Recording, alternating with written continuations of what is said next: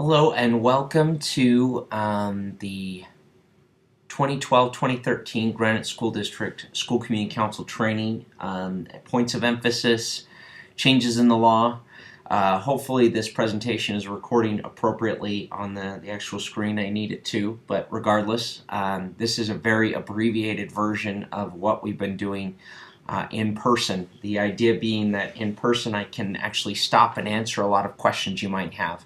So hopefully you have a copy of the School Community Council Handbook in front of you as you sit down to watch this, the new updated version for this year.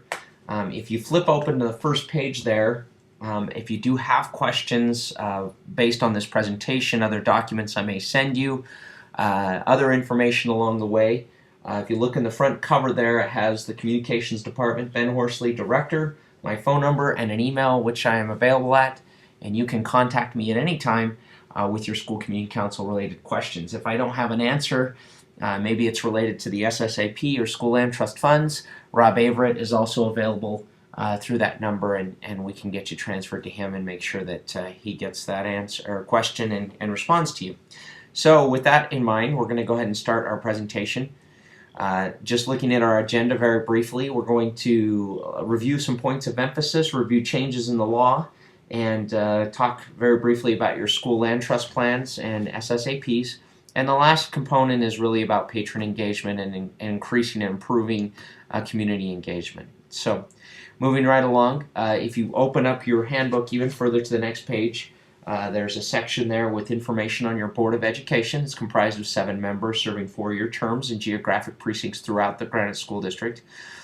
They hold meetings on the first Tuesday and the third Tuesday as necessary, and they act as a board of directors for the school district. They obviously have policy-making authority and some of these other things that you see here, one of the major actions being taxing and a taxing entity. So their contact information is in the handbook right in front of you, and detailed information there. If you flip over the next page, there's some information on the School Land Trust Program, and these are the officials at the state level who can also answer questions you might have.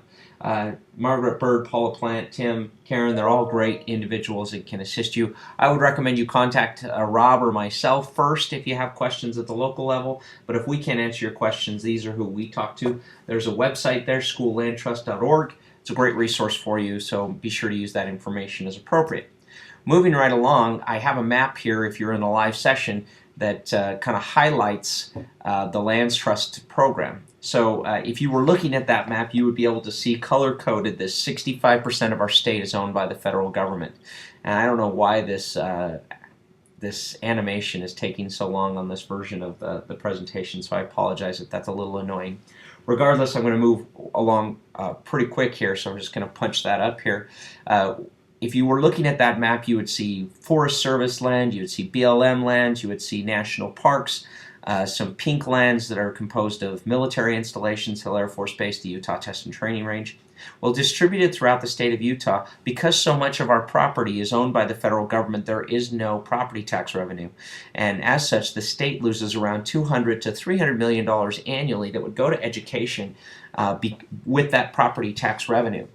Unfortunately, that does not occur. There's some other programs to help offset that. For the most part, we're on our own. And that's why you see a lot of the low per pupil spending in the state. We just don't have enough revenue coming from our property taxes and some other areas to really make a dent in the education budget.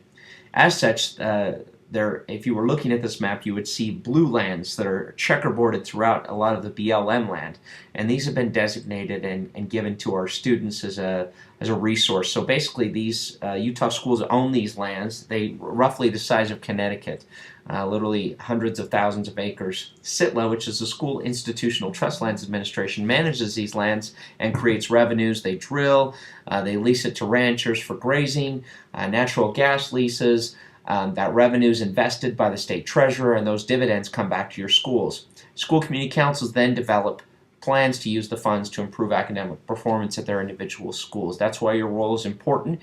You're obviously working to improve that academic achievement in your local school. Looking at your objectives, if I'm not going to spend a lot of time on this, I'm just going to point out where the information is. On page 2, in the overview section of your handbook, it talks about the Lands Trust. Talks about your objectives as a school and responsibilities as a school community council there on page 2. Flip page over to page 3. It talks about the membership requirements and the job descriptions, which are critical components. Parent members, school community council, or school employee members, and the role of the principal in the school community council. You flip that over to page 4, the district superintendent's role and responsibility in the school board as well. I always like to tell people where this information is, and I would make sure that in your meetings on a regular basis you read a section of the handbook. It's always good to go back. A lot of the questions that I get are actually answered in the handbook, and if you just take a second there to look it up, you typically can find the answer yourself. But don't hesitate, like I said, if you can't find that answer, to give me a call. I want to make sure that we're here as a resource to you. Your meetings are open to the public. If you flip over to policies and law, it goes through the open meetings requirements. Anybody can attend your meetings, from small children to any individual who walks in off the street. Especially if you provide refreshments, more people might be inhibited to come to those meetings, so I would highly recommend that. Your meeting schedule roster with contact information should be out to your patrons within 6 weeks after school has started and should be maintained on your website on a regular basis. Remember, anytime you make changes in your roster, the makeup of your school community council, please send that information to the district, to the communications office, to that email that's in the front of the handbook. Agenda should always be placed on your websites in advance, with date, time, location, and minutes from the previous meeting. It is no longer a requirement to have those on your door, your front door, within 24 hours of your meeting. That requirement is no longer existent. However, a new requirement exists, and you'll see an asterisk on the next bullet: must adopt rules and procedures for conducting meetings. We're going to talk a little more about that, so I'm going to say that for later on in the presentation. Remember, you must always have a quorum present. That means at least half your members present to conduct any business, and a roll call vote must be taken in all of your meeting minutes when you actually conduct a vote. Roll call meaning you actually call out the name of the individual and they say yes or nay. Bob, yes. Sally, nay. So on and so forth, and it's recorded that way. It's not just 4 in favor, 3 against. It's who voted for what. So your meeting minutes are going to be pretty critical, and we're going to talk, like I said, a little more about that a little later on in the presentation. Voting should be conducted in meetings, and the principal can vote. This is a question I get a lot. I see a lot of people who or principals sometimes will email out information to the school community council members and ask them to respond with their vote. Sometimes there's a necessity to do something like that in very rare circumstances. Most of your voting, if not all of it, should be conducted in an open meeting on an agenda to make sure that everything's taken care of appropriately and above board. And it must be listed on the agenda in order to take action. Anytime you want to do something with take action on an item, when it's reviewing a bullying policy, change your school land trust plan, discuss environmental issues within your school, it needs to be on your agenda if you're going to vote on it. Now, that doesn't mean your meetings can't wander as far as discussion is concerned, but you're going to, if you decide to take action on that item, put it on your next meeting agenda to ensure that it gets taken care of in an open, transparent process. Now we're going to move on to the assessing data. I apologize for the picture. When I transferred this over from my iPad presentation program, I had some weird things and I couldn't fix it, and I didn't think it was worth the time to spend on it. So this is a great quote from Sir Arthur Conan Doyle. He says, "I never guess. It is a capital mistake to theorize before one has data. Insensibly, one begins to twist facts to suit theories instead of theories to suit facts." Now, if you don't know who Sir Arthur Conan Doyle is, he's the individual who wrote the Sherlock Holmes series and the character. So obviously logic and data are a huge part of his thinking and mind frame. But what I like about this quote is a lot of times our principals and our school community council members or our teachers, employee members who come into these meetings, they kind of have a preset notion of what they want to spend money on and what they want to do to improve academic achievement. And all I'm asking is say, hey, look at your data first. Make sure your data, you have a firm understanding and grasp of that data. Principals, please use layman terms.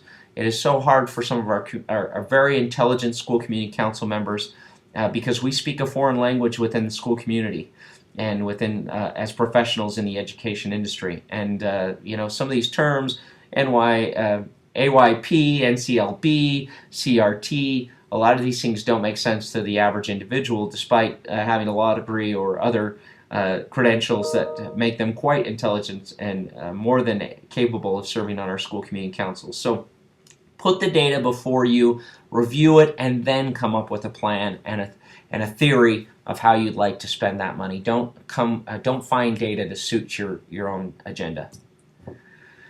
If you continue on to Section 8 under Policies and Law, it talks about, under Developing Plans and Reports. And I'm going fast for a reason because I don't want you to spend a lot of time on this. So if you were in a room with me, I'd tell you to tell me to stop if you need to, but that's not the case. So I'm just going to cruise right along. School Student Achievement Plan. That's what SSAP stands for. You can also see what LAND means, School Learning and Nurturing Development Land Trust Plan. So your SSAP, essentially you're evaluating your assessment data, you're looking at what your test scores are, you're identifying a critical academic need. Maybe it's 6th grade math scores that are struggling or a little low this year. So you want to find some way to improve 6th grade math scores. You develop your SSAP and you recommend an action to be taken. We're going to improve our 6th grade math scores by taking this particular action, and you're going to create some steps for implementation. Once you have done that, you're going to now put together your school land trust plan. That is a subset of the SSAP. You've already assessed academic needs, you've identified problems. Now you select goals which will focus on allocating funds. You need to have a goal and it needs to be SMART. What do we mean by SMART? It needs to be specific, measurable, attainable, relevant timed. We've all seen this time and time again. You want to know where the data is, where your test scores are, and you want to know where you want to go, and you ought to be able to measure that throughout the whole process of a timed component, which is at least a year, and be very specific about how you spend those funds. SSAP goals should adhere or meet Board of Education goals. If you're not aware, the Board of Education has established very specific goals along with a 5-year strategic plan. Those two base goals are improving academic achievement and increasing community engagement. I'm going to talk a little more about that in depth a little bit later, but when we're talking about the funds, you need to decide how much you're going to spend on the implementation. If you're working to improve 6th grade math scores, this is how much money we're going to spend. We're going to create a very detailed budget saying this is how much we're spending on tutoring, this is how much we're spending on technology. Make sure you have that much money. And then take that SMART plan that you produced and take it out to your business partners or local community individuals who may be able to match some funds. Or, I mean, how often do we actually go out into our community and say, we're working to improve 6th grade math scores. Would you be willing to help us out? Here's our plan on how we're going to accomplish it. I think if people, and particularly businesses, saw that kind of plan and strategy, they would say, heck yeah, I'll donate $200 or $300 to help out with that effort. Know what you can and cannot fund. On page 9, it goes through details of things that are not eligible for funding using school land trust program funds. Some of those are specific to the law and some are a little more ambiguous. So if you ever have questions about what you can or cannot spend money on, let Rob Averett or myself know so that we can help you address those things as you put these land trust funds and plans together. Lastly, you're going to measure your progress. You know where you're at, you know where you want to go. Make sure you're measuring that on a regular basis. Approve the plan, submit it online. That's up to your principal, and you're going to execute and share the results. I bet if I went out to 90% of your patrons right now, they would not be able to tell me what your SSAP plan is, your school land trust plan is, what you're spending money on to improve 6th grade math scores in your community, whatever your goal may be. Remember, you've got to publicize that information and make sure people are aware of it. Let them know what the school community council is and what it's there to do. Remember, it's to improve academic achievement at your school. Continued funding will always be contingent on policymakers being informed and supportive of how you're spending that money. In this case, particularly our legislators, but also our mayors, our city council, federal delegation members, particularly your legislators. Make sure they're invited to your meetings. They see your agendas. They know the minutes of what you're trying to do and accomplish, and they're aware of what you're spending the money on. And then when you have some success there, maybe at the end of the year you have a 6th grade math night and you highlight some of the great success that you've had where your test scores have gone up. Make sure they're invited out to those types of events, your community and your legislators. And we provide that data to you. We send it out on a regular basis. We just had an election, so we'll be updating that information, but you will always have contact information at your ready for all of your local legislators and other elected officials. Lastly, submit your final report online in the fall after implementation. That's obviously the responsibility of your principal, but your chair should be there helping support these timelines and making sure that these things occur. Now you have some other plans that you have responsibility for if you look over to page 11. You have a reading achievement plan, which is some legislation that requires all third grade readers, all third grade students to be up to grade level. Otherwise, there's some interventions that take place and some notifications to parents. You need to be involved with that plan and understand what it is. Now, there's these things called safe walking routes, and UDOT, Utah Department of Transportation, has an online tool called the SNAP plan. It's basically safe walking routes, but they call it, I forget what SNAP stands for, but if you Google SNAP plan on the internet, you will find a tool online where basically you can see on page 11 in detail what the SNAP plan is or the safe walking route is. But as a school, at junior high and elementary, high schools are not required to do this. You are required to disclose to your patrons and publicize an annually reviewed plan for designating specific routes for children to walk to school. This is particularly important in some of our unincorporated areas where there's no sidewalks and there's crossing guards and other individuals. We're not transportation experts. We never claim to be. We do not fund as a school district crossing guards, painting on the roads, lights on the side.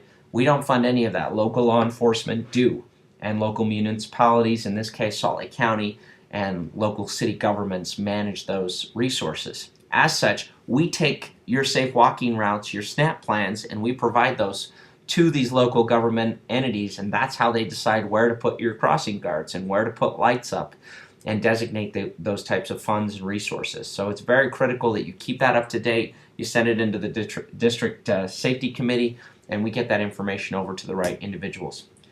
Review your bullying policies. This is the last section on page 11. It says state law requires school districts or schools and school districts to maintain and administer policies to prevent bullying and hazing. Each school shall establish and post procedures that allow anonymous or in-person reporting of bullying, hazing, or retaliation. Most of your schools have buddy boxes, and this allows for students to anonymously report that type of information. We also have a weapons hotline or a safety hotline where you can report. Kids can text information to law enforcement and administrators anonymously regarding bullying or weapons or any other sort of safety violations, so we can take appropriate action. You as a school should be reviewing your specific school's individual plans and bullying policies and procedures on an annual basis. This should be one of your agenda items. The principal should come in, lay out what happens and occurs when a bullying incident happens and what type of actions they take. And as a school, you should decide if that's effective or what could be changed with that and provide that feedback to your principal so they can take appropriate action. Make sure this is occurring, chairs. Flipping over, moving right along to page 14, we're on to the election process. Now I've collated all the election information onto one slide here, but there is a couple of pages within the handbooks talking about the various responsibilities of officers and some other things there with regards to your elections. Remember, your elections must be held open for 3 consecutive days. That's a Monday, Tuesday, Wednesday, Wednesday, Thursday, Friday, Wednesday, you got it. Not over a weekend, not over a holiday. The election must commence or start prior to the 31st day of the school year. Okay?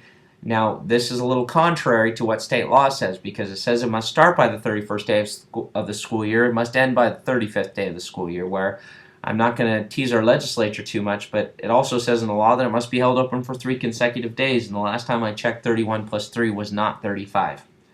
Incumbents are not automatically in. I've had a number of instances, wherein individuals have served their 2 years and they'd like to re-up again, and the school community council just kind of says, all right, you're just in again. And that's not appropriate. If their term is up, it needs to be publicized and give other people the opportunity to serve. Unless you're going to change the makeup of your school community council and formally expand it to allow additional individuals to participate, they must run for re-election.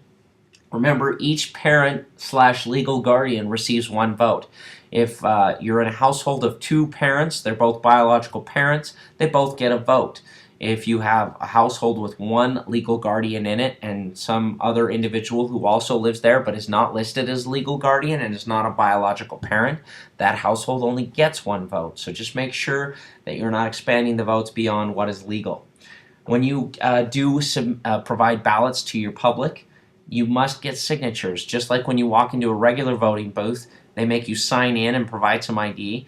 That's not necessarily requisite, but they do need to sign to obtain their ballot, either on the ballot itself or when they actually receive the ballot itself. When we do online elections, emails do serve also as a signature, and we require, if you've done any of our online elections, some other information to ensure the individual is able and eligible, I should say, to vote in that online election. Remember, you must indicate on the ballot how many vacancies and allow voters to vote for up to that many number of candidates. Must have the principal along with one employee and parent member process all the ballots and the results and confirm everything's been done appropriately. Now, I get this question a lot. Sometimes, in my school community council, we had 5 vacancies. We have a larger school community council, and we had 7 people sign up. We actually had 8, but 1 eventually dropped out. But we had 7 people sign up to run for those 5 spots. When push came to 7, we had 2 losers at the end.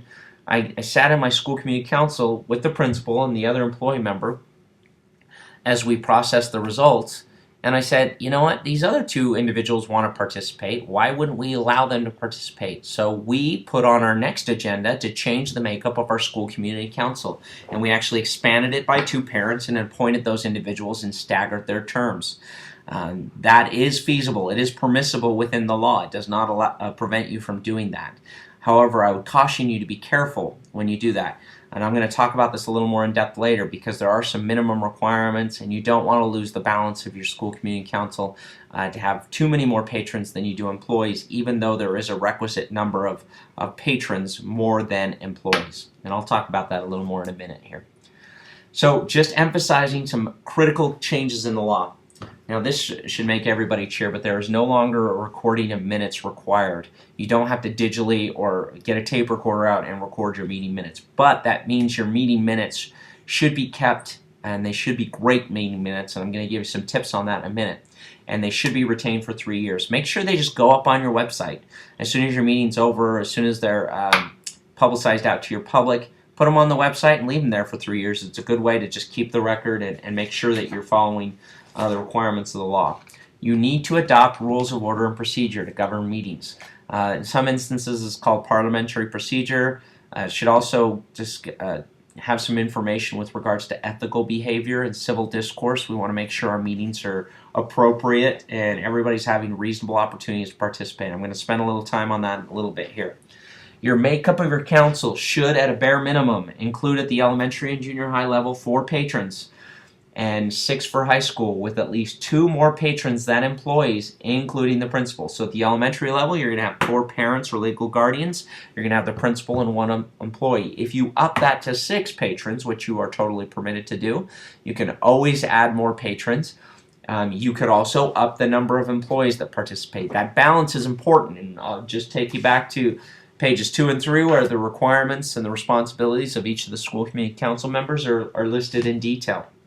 Employee members play a critical role and component in our school community councils. They provide some important perspectives on instructional capacities and other things, and can really bring a good representation and help put together comprehensive plans that will be to the benefit of our students. Make sure, if you up your school community council patrons, that you also attempt to include more employees if at all possible. It's a bad situation and a bad scenario when you have too many parents and not enough of those educational experts who have professional expertise when it comes to instruction. The reason we're all involved in this collaborative process is because we each bring something to the table. So make sure that table isn't skewed too much. The change in the law with regards to employees who have children in the schools that they work at, the law has simply gone black and white here. It used to be this horrible algorithm about average hours at this school or that location. Now it's simply straight up. I work for Granite School District. My kids go to Davis School District, Stewart Elementary. I can serve as a patron member of the school community council. If I worked at Stewart Elementary for any amount of hours, I would not be able to serve as a patron member. I would have to be an employee member. Okay, I still get a lot of questions on this, but that's what it says. Public ed employees may serve as patron members as long as they don't work at that specific school. So if you have questions about that, you can email me, but I'm going to tell you straight up. It's easy to resolve this, okay? If you have patron members who also work as a playground aide, for instance, go back in your next meeting, put it on your roster, and make them an employee member and add another patron member. It's as simple as that. And you have the power and the capacity to do it. Just make sure it's on your agenda. You can't take action on items that are not on your agenda. Once again, rosters and meeting schedules sent out within the first 6 weeks of the school year. There used to be a number of reports required throughout the year to your public. The only one that remains is the fall summary annual report on how funds were expended. That's due on November 15th. I'm going to tell you that even though these reporting requirements have been eliminated, please continue to inform your public about what's going on within your schools. And I'm going to give you the example. I'm the chair of my school community council. I came in a year ago because nobody else wanted to do it. There was 3 open vacancies. We had 5 parents on our school community council. As I was the chair, somehow I got elected. That was great. Yeah, I really appreciated that. I started sending home emails through my principal, just summarizing our meeting minutes and telling people what the school community council was and what we were working on, what our plans were, what our goals were, and what we were expending taxpayer resources on. As I did that every month or so, every other month, we only met 6 times throughout the school year. When we got to the end of this last fall, once again, we actually had to expand our school community council because people knew what it was. And it met all these statutory requirements, but they actually knew what a school community council was. They knew what our school's land trust plan was. They knew what we were focusing our goals on and our funds. And they wanted to be involved, and we actually had competitive elections for the first time ever instead of just trying to find parents who were willing to participate. Please continue, particularly chairs. Do not put this on your principals. Chairs and vice chairs, make sure you are publicizing that information on a regular basis. Your principals are happy to send out emails to their patrons, but they don't need something else on their plate to have to publicize that information. This is a parent-driven process, and parents should lead out on these types of discourse, and I'm going to talk about that a little more in a minute here. Because there's no longer a requirement to have record your meeting minutes or record your meetings, the meeting minutes need to be great. Okay, as chair of my school community council, every time I have a new meeting, I take the last meeting minutes. I change the date, the time, and the location. Well, if necessary, at least the date and the time, right? And not even that sometimes, but at least the date. And I take off all the stuff from last meeting, and I put in the stuff that we're going to be addressing this time. And I leave the structure there and any other components, particularly assignments that need to be addressed, on that agenda. I save it, file save as, and I send it out, okay?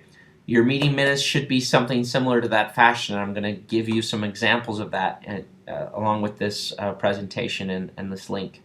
The purpose of the meeting, along with the date, time, and location.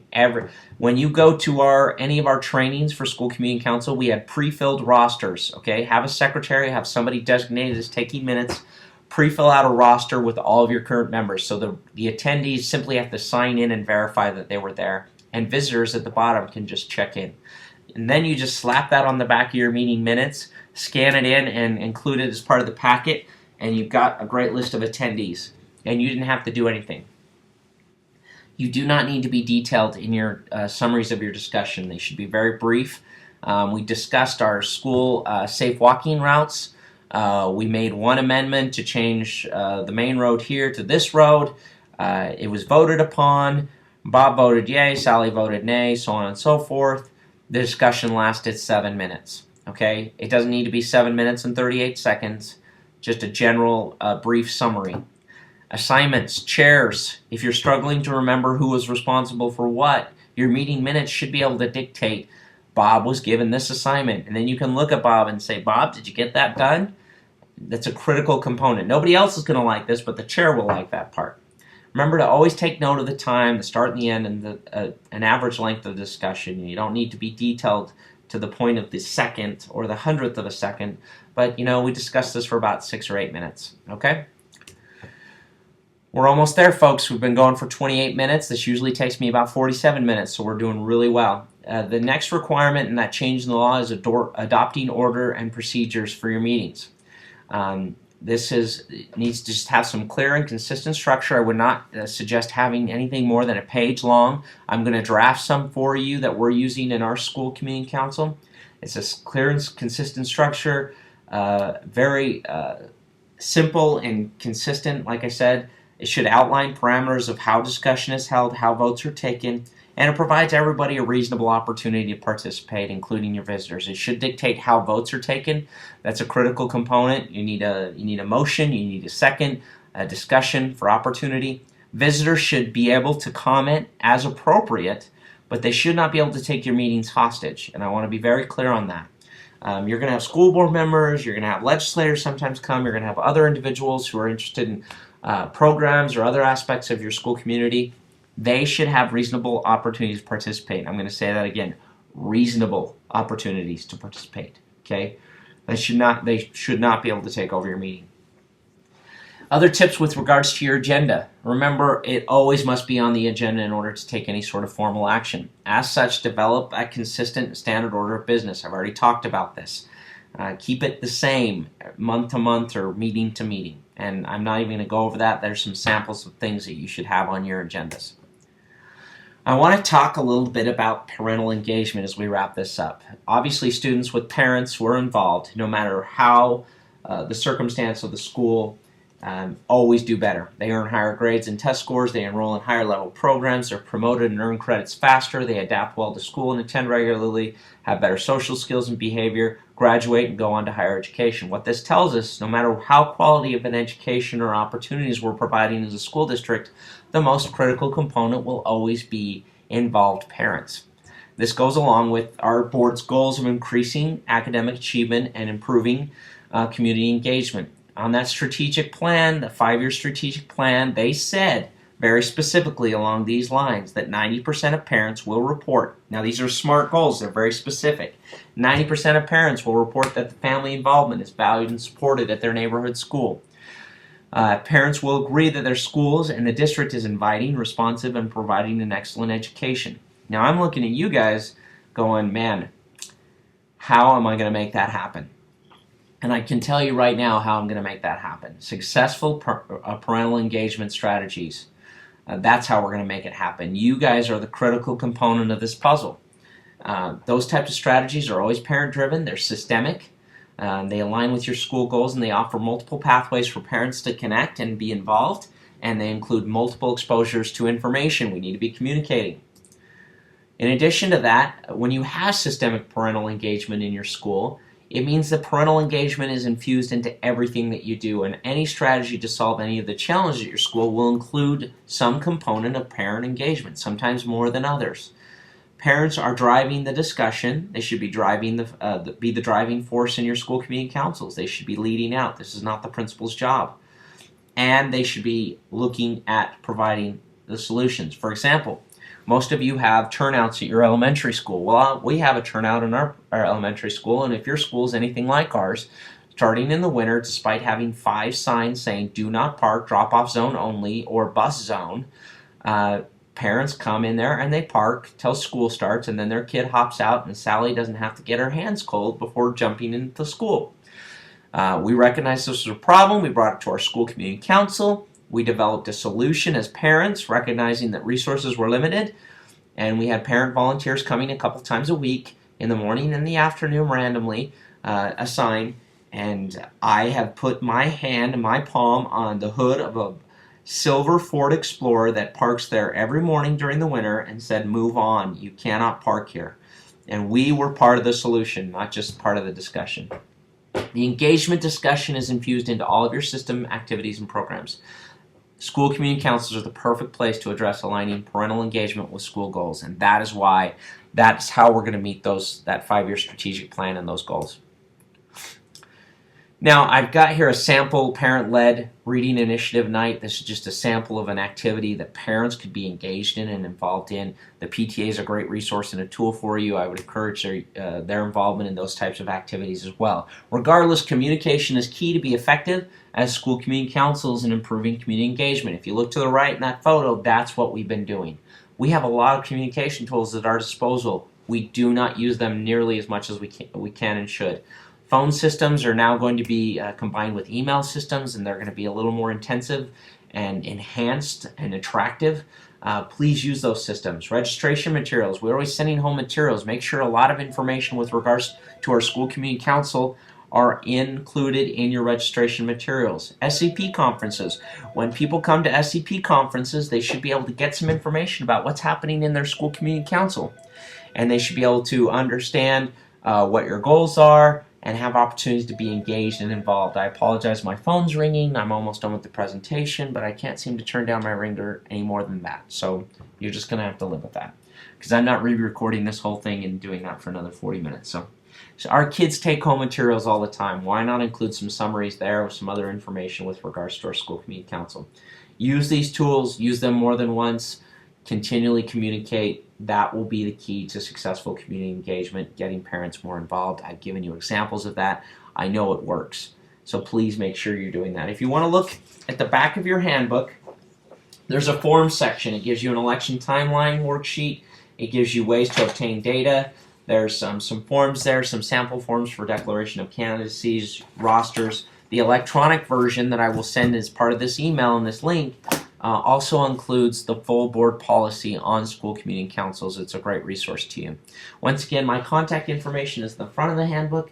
Rob Averitt and myself can be contacted in and through that phone number. If you ever have any questions, we want to be a valuable resource to you. I hope you've enjoyed this very brief 35-minute telecast, and I pray this works. So once again, let me know if you need help with anything, and we'll be here to help you be successful in improving and increasing academic achievement at your school.